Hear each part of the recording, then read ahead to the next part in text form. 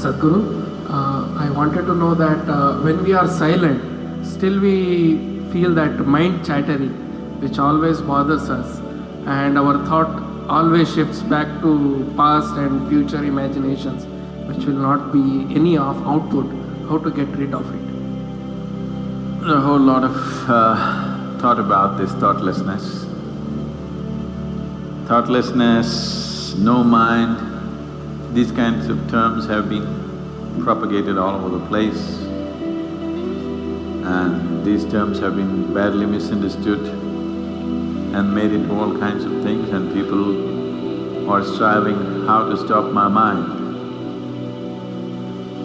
It took millions of years of evolution to get a mind of this kind of capability, isn't it? Millions of years of tremendous amount of nature's work that today you have a mind of this kind of scope. And now you want to stop it. Why is it that you want to stop it? If your mind was constantly producing absolute pleasantness for you, would you think how to stop this mind? Would you? No. It's producing a lot of unpleasantness. That's why you're thinking of how to stop the mind. This is the first thing, wherever you go in the world, this has gone so much into people's mind. If you tell them you meditate, they say, but Sadhguru, I'm not able to stop my mind. I said that will happen only after you stop your kidneys, liver, heart. You stop all these things, then the mind will also stop. Do you want it to stop? No. Then why do you want the mind to stop? Why do you have such a horrible prejudice against the mind? You don't mind if your heart is beating, you can meditate. You don't mind if your liver is working, you can meditate. Your kidneys are functioning, you can meditate. If your brain functions, you can't meditate, what's the problem?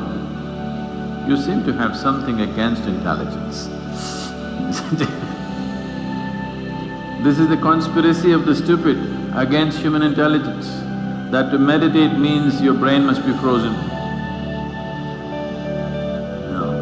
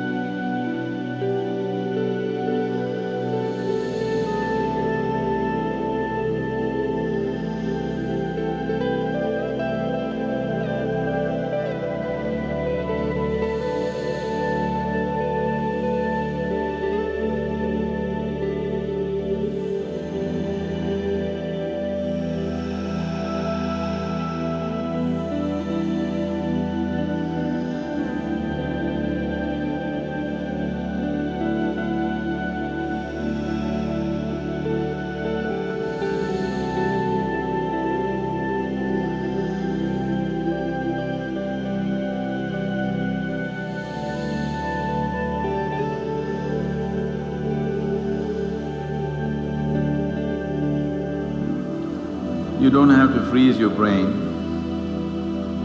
We were looking at this yesterday itself. We will initiate you into Shambhavi. It's a simple process. There are many ways to do it, this is one simple way. But it's a powerful process. If you sit here, you will see your body is here, your mind is somewhere, who you are is somewhere else.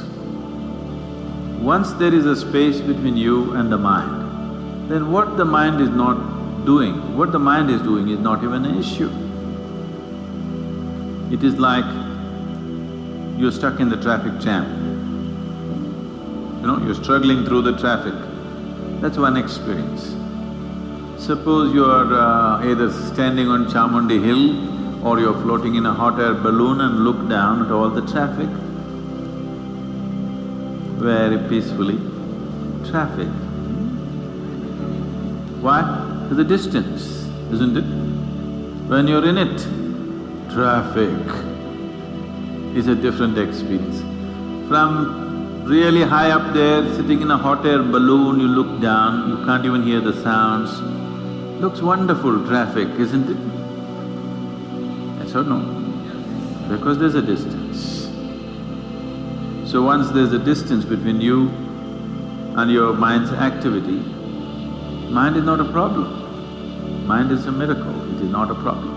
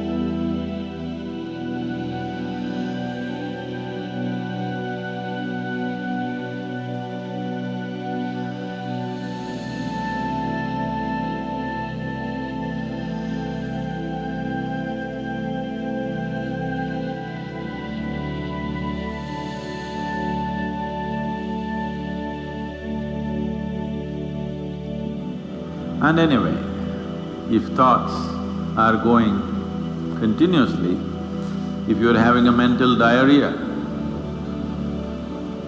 obviously you ate some bad food, isn't it? Yes. If you're having a physical diarrhea, you ate some bad food, isn't it? If you're having a mental diarrhea, you're obviously consumed something wrong. What this wrong thing could be is, the moment you identify yourself with something that you're not, then you're finished. Your mind is a continuous runs.